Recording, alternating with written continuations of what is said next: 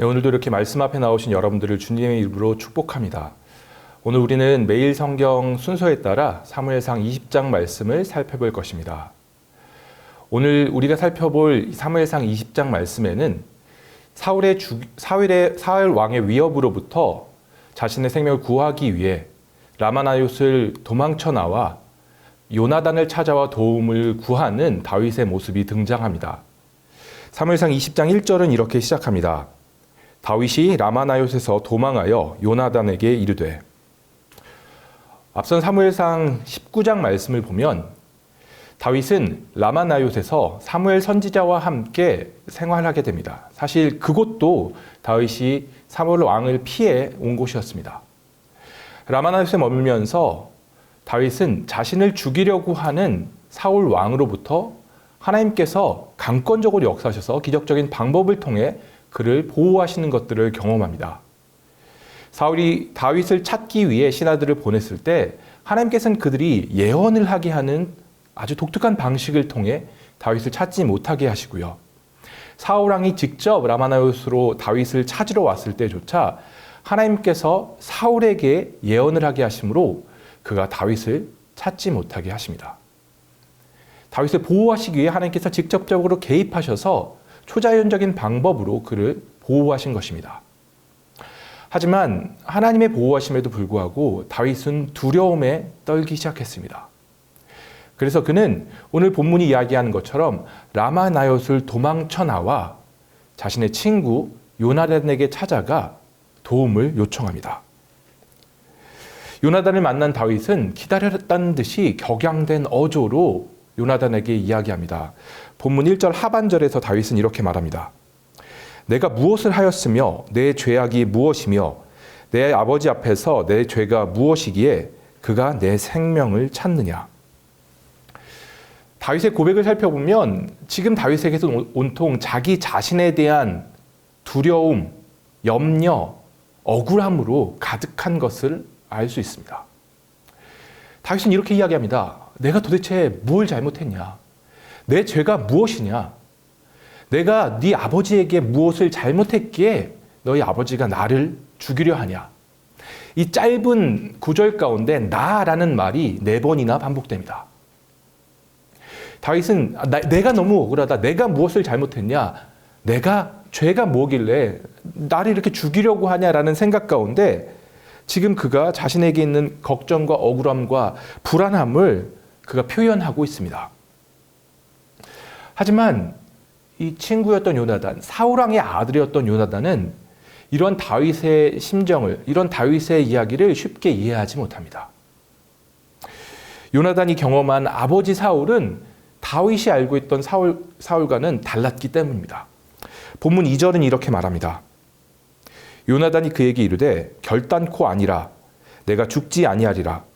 내 아버지께서 크고 작은 일을 내게 알리지 아니하고는 행하시지 아니하나니 내 아버지께서 어찌하여 이 일은 내게 숨기리오. 그렇지 아니하니라. 요나단은 지금 다윗에게 아니 그럴 리 없다고, 우리 아버지가 너를 죽일 일이 없다라고 사울왕을 변호합니다. 아버지는 결코 다윗을 죽이지 않을 거라고, 우리 아버지는 큰 일이든 작은 일이든 나한테 이야기하지 않고는 행하지 않기 때문에 진짜로 아버지가 다윗을 죽이려 했다면, 널 죽이려 했다면 내가 결코 모를 일이 없다라고 요나단은 이야기합니다. 지금 다윗과 요나단 사이에는 이 사울 왕에 대한 굉장히 큰 의견 차이가 존재하고 있습니다. 다윗은 자신에게 창을 던지고 그리고 이 라마나요스까지 자신을 찾기 위해 직접 추격해 왔던 사울 왕을 경험했습니다. 하지만 요나단이 경험한 사울 왕은 그렇지 않았습니다. 아버지인 사울 왕은 작은 일이든 큰 일이든 어떤 것이든 자신에게 이야기하고 함께 논의하던 그런 따뜻한 아버지였습니다. 두 사람은 모두 그저 자신의 경험에 의지해서 사울에 대해서 이야기하고 있고 이 둘 사이에 분명한 차이, 이 사울에 대한 다른 의견이 존재함을 우리는 알 수 있습니다. 이렇게 요나단이 사울 왕을 변호하자 다윗은 다시 한번 그렇지 않다라고 이야기합니다. 본문 3절 말씀입니다. 다윗은 이렇게 반박합니다. 다윗이 또 맹세하여 이르되 내가 내게 은혜 받은 줄을 내 아버지께서 밝히 알고 스스로 이르기를 요나단이 슬퍼할까 두려운즉 그에게 이것을 알리지 아니하리라 함이니라. 다윗은 지금 이렇게 이야기합니다. 야, 너희 아버지가 너랑 나랑 친하고 너가 나에게 잘 해주는 걸 알기 때문에 혹시라도 자신이 다윗을 죽이려는 것을 요나단 네가 알게 된다면 네가 상처받을까 봐, 네가 힘들어할까 봐 비밀로 하는 거다 라고 다윗은 이야기합니다. 그리고 이어지는 말씀을 통해 우리는 지금 다윗의 문제가 무엇인지, 다윗이 무엇을 두려워하는지 그 핵심이 무엇인지를 분명히 알 수 있습니다. 이어지는 3절 하반절은 이렇게 이야기합니다.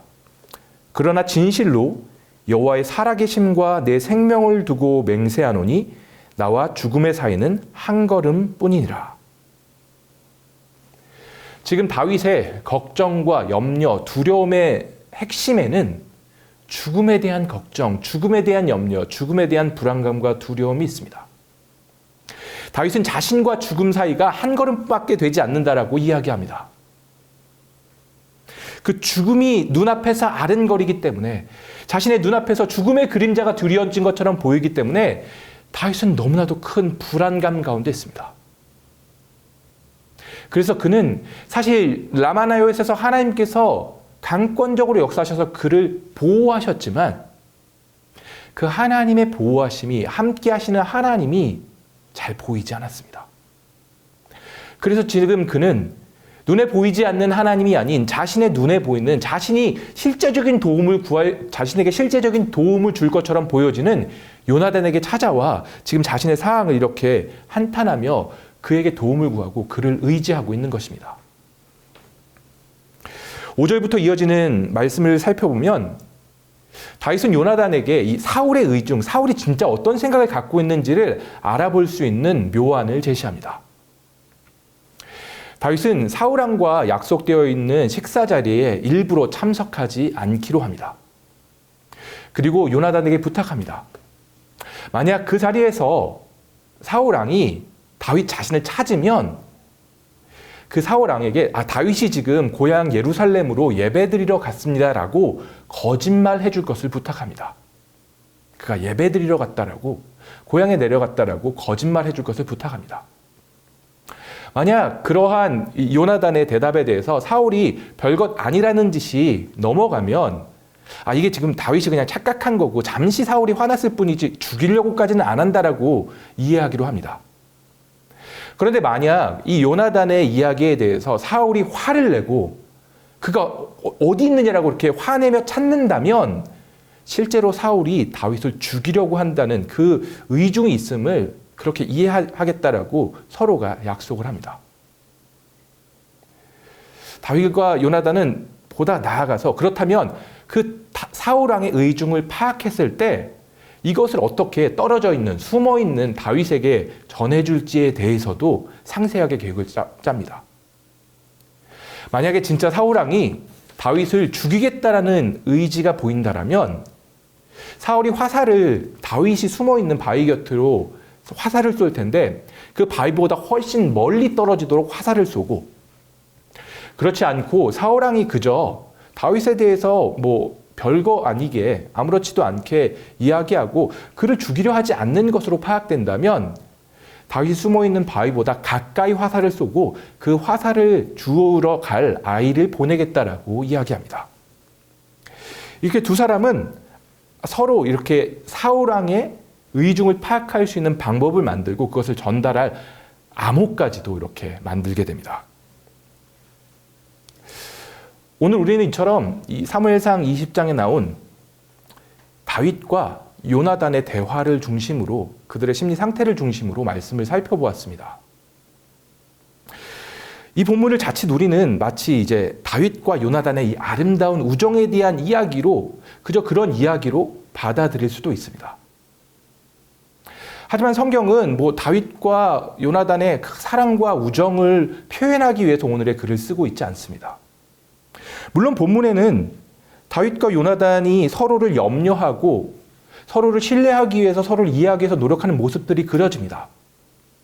하지만 그들의 우정이 이상적으로 묘사되지는 않습니다. 성경은 오히려 두려움 가운데 요나단을 의지하려고 했던 연약한 다윗의 모습을 그려내고 있고요. 또한 다윗을 사랑하지만 여전히 자신의 아버지도 사랑하며 그 사이에서 망설이고 그 사이에서 멈칫대는 요나단의 모습 역시 있는 그대로 보여줍니다. 사실 이러한 다윗과 요나단의 이 연약한 모습은 하나님께서 왜 그토록 이 고난과 어려움 속에서 다윗을 다듬어 가야 하셨는지를 우리에게 알려주기도 합니다. 오늘 본문에서 다윗은 자신에게 찾아온 죽음의 두려움 가운데 하나님께 나아가거나 하나님을 의지하거나 하나님을 붙들기보다 그의 눈에는 아무것도 보이지 않고 오직 자기 자신만 생각합니다. 내가 무엇을 잘못했고 나한테 왜 이런 일이 있고 자신에 대한 두려움과 염려와 불안함 가운데 그가 사로잡혀 있는 그런 모습을 보여줍니다. 그는 하나님을 의지하기보다 자신의 눈에 보이는 뭔가 좀 도움을 줄 수 있는 요나단이라는 친구를 더 의지하는 모습을 보이기도 합니다. 어쩌면 다윗은 이 라마다윗을 떠나서 이 요나단에게 찾아와 도움을 구하기보다 오히려 그곳에서 자신을 보호하시고 돌보셨던 하나님을 의지함으로 잠잠히 머물러야 했을지도 모릅니다. 훗날 다윗은 시편 34편 8절에서 이런 고백을 합니다. 너희는 여호와의 선하심을 맛보아 알지어다. 그에게 피하는 자는 복이 있도다. 수많은 어려움과 고난과 이어진 더 많은 환난 가운데 다윗은 한 가지 사실을 깨닫게 됩니다. 그것은 자신의 방법과 수단과 자기가 할 수 있는 의지할 수 있는 다른 것을 붙드는 것보다 하나님께 피하는 것, 하나님께 도망하는 것, 피하는 것, 의지하는 것이 복이라고 다윗은 고백합니다. 저는 오늘 이 다윗의 고백이 우리의 고백이 되었으면 좋겠습니다. 여러분, 지금 여러분의 삶에도 우리의 삶 가운데도 이렇게 예상치 못한 어려움, 두려움, 때로는 죽음의 고통이, 공포가 우리에게 찾아오는 경우가 종종 있는 것 같습니다. 사실 그런 어려움들이 찾아올 때 우리는 하나님 앞에 멈춰서고 그분을 의지하기보다 어떻게 해서든 이 문제를 빨리 해결하기 위해 우리가 할 수 있는 수많은 방법들, 내가 의지할 수 있는 여러 가지를 먼저 찾고 먼저 구하고 어떻게든 해결해 보려고 하고 결국 그게 안 됐을 때 그제서야 하나님을 기억하고 하나님께 나아가는 경우가 참으로 많은 것 같습니다.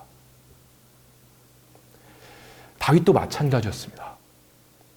하지만 그는 그 고난 가운데 깨닫게 된 것이 이렇게 내 방법으로 내가 의지할 것으로 내 수단으로 해결하는 게 아니라 하나님이 우리 가운데 원하시는 것은 하나님께 나아가는 것이구나. 하나님께 피하는 것이구나를 깨닫게 됩니다.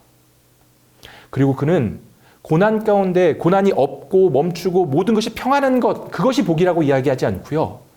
하나님께 피하는 것이 복이라고 이야기합니다. 오늘 우리도 그처럼 하나님을 의지하고 하나님을 붙들고 하나님에게 피하는 삶을 오늘 하루 살아가기를 소원합니다.